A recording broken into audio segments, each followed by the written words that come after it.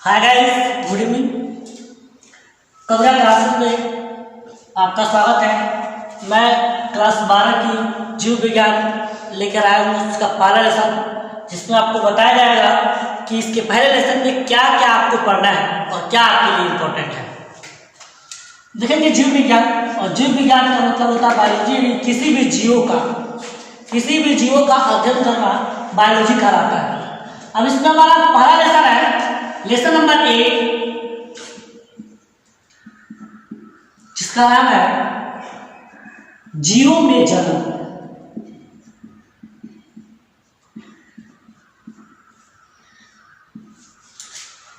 पहला इसमें वर्ड आया है जीव और दूसरा आया है जन्म। तो जीव का मतलब हुआ कि जो श्वसन, प्रजनन, वृद्धि, उत्सर्जन इत्यादि क्रियाएं करती हैं, उसे जीव के नाम से जानते हैं। इन जीवों में एक विशेष प्रकार के लक्षण होती है, जिसमें होता है वंश वृद्धि करना, और उसी वंश वृद्धि करने की प्रक्रिया को हम जनन के नाम से जानते हैं। तो इसमें सबसे पहले जब कोई भी जीव की जन्म होती है तो उसकी एक लाइफ साइकिल होती है, उसकी खुद की एक जीवन अवधि होती है।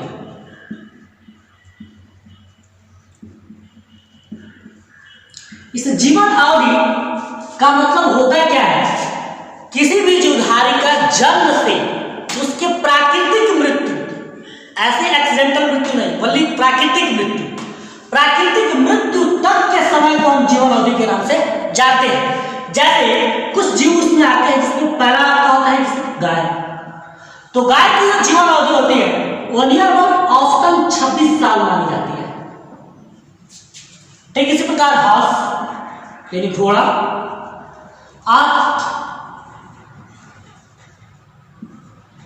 हर्ष का आपका आता 15 ईयर्स, गुलाब रोज इसका नियर अबाउट 10 ईयर्स। ठीक इसी प्रकार इसका हॉनी बी मधुमक्खी, इसका नियर अबाउट 30 डेज। ऐसे बहुत से जीव आते हैं जिनकी जीवन काल कुछ दिन से लेकर कुछ महीनों तक होते हैं। जैसे आपका आ गया कछुआ, तो कछुआ का आपका होता है 100 से 150 साल। यानी विभिन्न जीवों के लिए जीवन अवधि अलग अलग होती है, भिन्न भिन्न होती है। इस जीवन अवधि के दौरान जीवधारी जनन की प्रक्रिया करते हैं। तो इसमें हम दूसरा हेडिंग हम स्टार्ट करते हैं, जो हमारे किताब का सबसे इंपॉर्टेंट है, उसका नाम होते हैं जनन यानी रिप्रोडक्शन।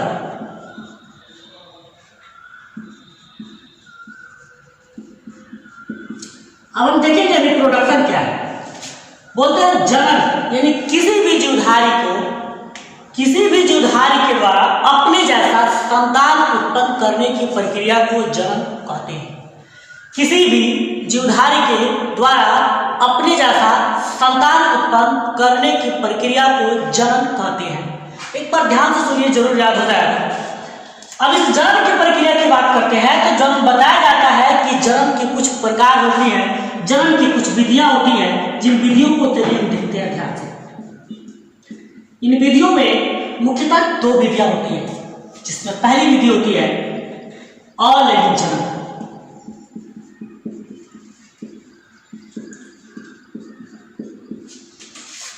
दूसरी विधि आपकी होती है लैंगिक जनन।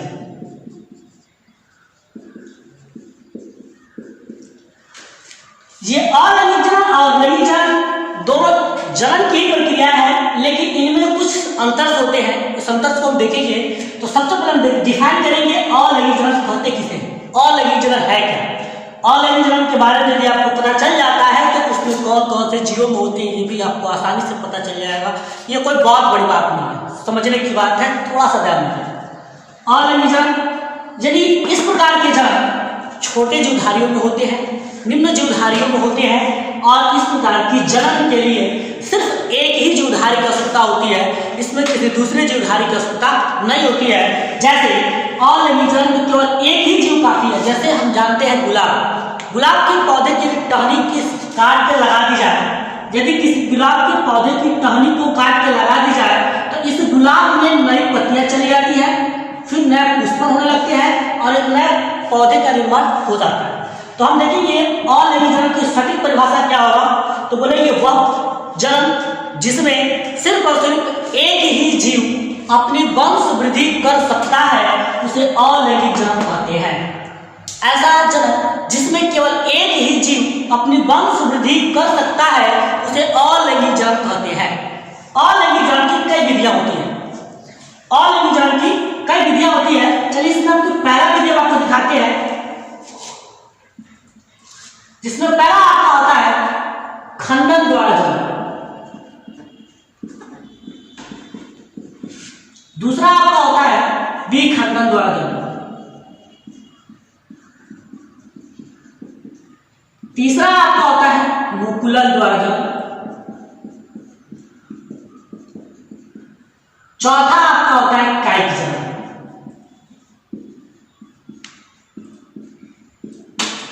इस प्रकार के जनन में अधिकांशतः कायिक जनन एग्जामिनेशन पूछे जाते हैं। एक या दो नंबरों में कायिक जनन हमेशा हर साल पूछे जाते हैं, जिसमें एक एक करके सबको थोड़ा बहुत देख लेते हैं। जिसमें दिखता है पहला आपका खंडन द्वारा, नाम से स्पष्ट है खंडन यानी जिसका कई टुकड़ा हो, और विखंडन जो दो बराबर में टूटे, मुकुलन ये भी एक प्रक्रिया है जनन की, और कायिक यानी अलैंगिक जनन की सबसे बड़ी प्रक्रिया आपकी होती है, जिसमें सबसे डिफरी इसको अध्ययन किया जाएगी, जिसमें पहला हम देखते हैं खंडन द्वारा। बोलता है वह जनन जिसमें एक जीवधारी कई भागों में टूटकर जब नए नए जीवों का जन्म देते हैं उसे हम खंडन द्वारा जनन कहते हैं। इसमें एक जीवधारी आता है जिसका नाम है अमीबा।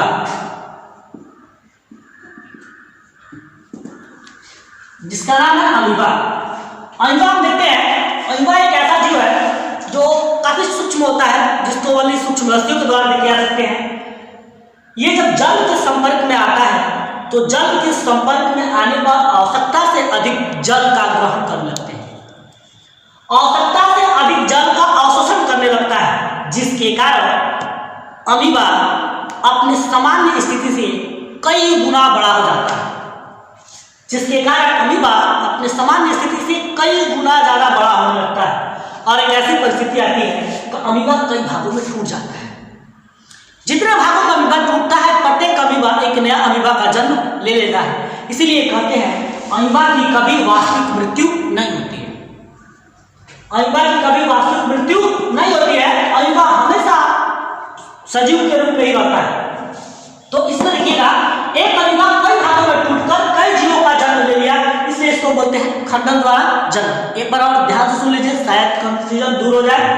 वह जन्म जिसमें कई भागों में टूटकर कई छोटे छोटे जीवों का जन्म होता है उसे हम खंडन द्वारा जन्म कहते हैं। जैसे अमीबा में विखंडन की बात करें तो विखंडन में आप जाने इसमें भी टूटता ही है, लेकिन थोड़ा सा अंतर होता है विखंडन में कि ऐसा जन्म जिसमें एक जीवधारी दो बराबर भागों में टूटकर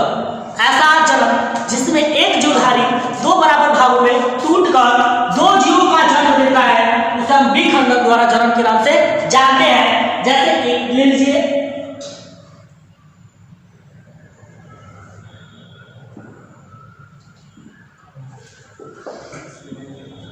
जुगलीना। जुगलीना एक ऐसा जीव है जो आपकी विखंडन की प्रक्रिया में भाग लेता है, और जुगलीना में अनेक छोटे प्रकार की रिक्तिकाएं पाई जाती हैं, छोटी छोटी कोशिकाएं पाई जाती हैं जो कि समुद्री स्थल पर पाए जाते हैं। जब यह जुगलीना बढ़ने लगता है तो अपनी माध्यमिक स्थिति से एक खांच बनती है। ये खांच इस अमीबा को इस जुगलीना को दो बराबर भागों में तोड़ देती है, और दो बराबर भागों में तोड़ने के कारण यहाँ से एक जुगलीना आपके दो बराबर जुगलीना में विभाजित हो जाता है। इस प्रकार हम देख रहे हैं कि एक जुगलीना दो जीवों का जन्म दिया है, इसलिए इसको हम विखंडन द्वारा जन्म के नाम से जानते हैं। ध्यान दीजिएगा, विखंडन द्वारा जन्म में एक जीव दो बराबर भागों में टूटकर दो जीवों का जन्म देते हैं, इसलिए इसे हम विखंडन द्वारा जन्म के नाम से जानते हैं। तीसरा जो आपका आता है मुकुलन। मुकुलन की प्रक्रिया में ध्यान दीजिएगा, ये बहुत बड़ा नहीं है, छोटा ही है। ये होता है आपका जो है इष्ट में, इष्ट जिसको हम बोलते हैं खमीर। बहुत लोगों को नहीं पता होता है इष्ट का हिंदी क्या होता है। इष्ट का मतलब होता है खमीर। खमीर एक छोटा सा जीव होता है। अब इसमें क्या होता है, इष्ट एक छोटा सा होता है जिसमें एक इसके अंदर केंद्रक होती है, और प्रत्येक केंद्रक के अंदर एक छोटी सी केंद्रिका होती है। इष्ट एक जीव है जिसमें केंद्रक होता है केंद्रिका होती है।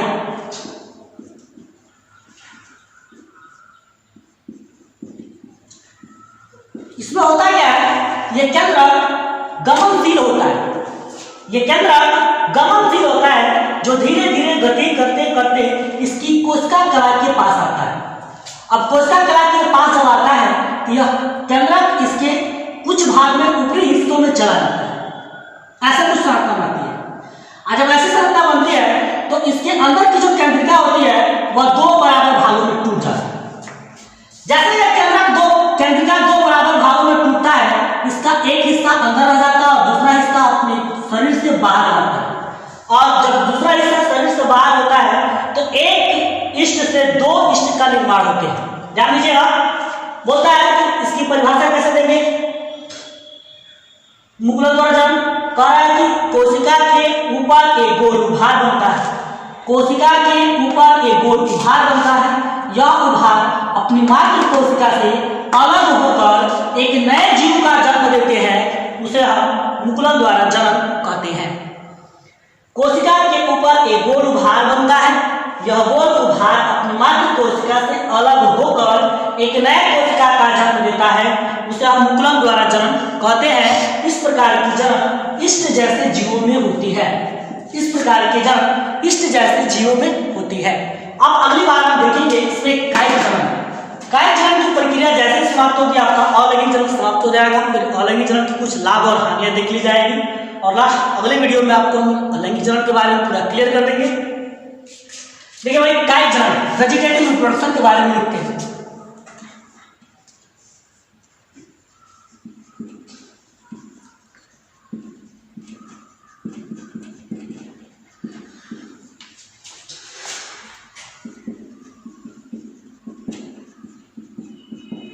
ये कायिक जन्म ये भी जरूर चीज है।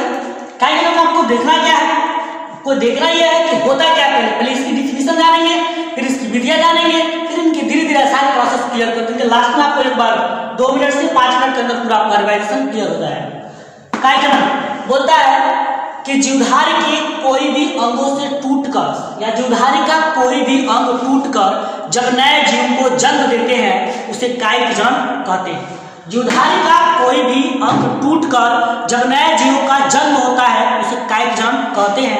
यह जन्म अधिकांशतः पौधों में ही होते हैं, यह जन्म अधिकांशतः पौधों में ही होते हैं। एक बार और ध्यान दीजिएगा कि यह जन्म अधिकांशतः पौधों में ही होते हैं। इसकी कुछ विधियां होती हैं, इसकी कौन कौन सी विधियां होती हैं चलिए देखते हैं।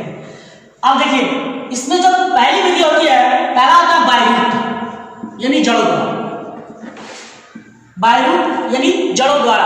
सबको पता है कि पौधों में जड़ पाए जाते हैं, पौधों में जड़ पाए जाते हैं और ये कोई जरूरी नहीं है कि सभी पौधों के जड़ों से जन्म होता ही है।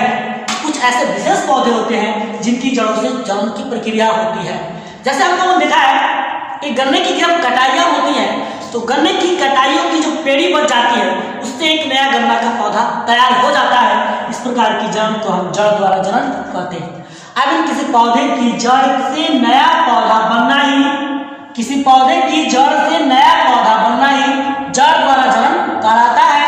यह जड़ द्वारा जन्म कायिक जन्म की सबसे पहली विधि है, यह जड़ द्वारा जन्म कायिक जन्म की सबसे पहली विधि है।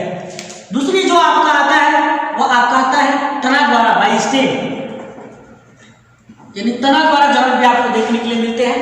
जैसे कि आप जानते हैं गुलाब वगैरह में हमने आपको पहले बताया कि गुलाब की तनों को अगर टुकड़े से टुकड़े भागों में काट दी जाए तो काट के लगाने के पश्चात उससे एक नया पौधा बन जाता है और उसको हम कौन सा जन्म कहते हैं, तो तने द्वारा जन्म कहते हैं। और तना द्वारा जन्म काफी इंपॉर्टेंट होता है और इस प्रक्रिया में उन पौधों को भाग ली जाती है जिनमें बीज नहीं बनते। तीसरा जो आपका होता है तो तीसरी की प्रक्रिया आपका आता है बाइलीफ यानी पत्तियों द्वारा। पत्तियों द्वारा जन्म सभी पौधों के होते हैं। इसमें एक पौधा होता है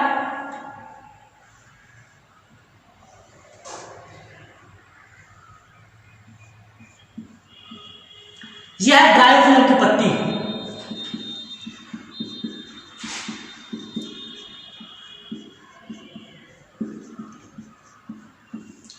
ब्रायोफिलम की पत्ती में हम देखेंगे किसी भी पत्तियों में 3 से 4 चीज बहुत जरूरी चीज होते हैं। पहला आते हैं पर्णफलक, पर्णवृत्त और पर्णाधार। तो हम देखेंगे कि जब ये पत्तियां होती है तो पत्तियों में जो ये संरचना दिखाई देती है, इस संरचना को हम बोलते हैं शिरा विन्यास। क्या बोलते हैं? शिरा विन्यास।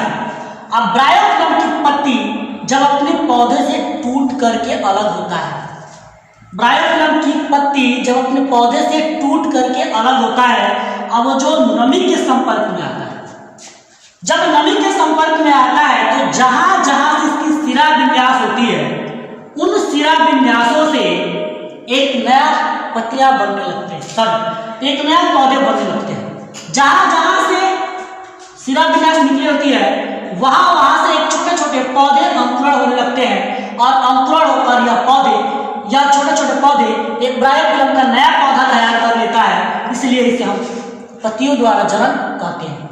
ध्यान दीजिएगा, ब्रायोफ्लम की पत्तियों में जनन होता है तो कैसे होता है? जब इसकी पत्तियां अपने मात्र पौधों से टूट करके अलग होती है और नमी के संपर्क में आती है, तो इनकी शिरा विन्यासों से एक नई पौधे तैयार होते हैं, जिसको हम पत्ती द्वारा जनन के नाम से जानते हैं। इसमें एक और होता है जिसका नाम होता है बाइट्यूबर, आई मीन कंद,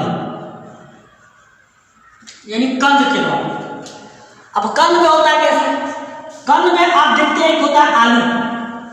आलू में जगह जगह अधिकांश जगह पे कई गड्ढे दिखाई देते हैं, एक छोटे से गड्ढे दिखाई देते हैं। जब आलू अपने डायमेंशन पीरियड से टूट करके अलग होता है, मैच्योरिटी कंडीशन से टूट करके अलग होती है, तो आलू में ग्लूकोज की मात्रा बढ़ जाती है, जिसके कारण आलू की गड्ढों से एक छोटे छोटे अंकुरण होने लगता है, एक छोटे छोटे अंकुरण होने लगता है।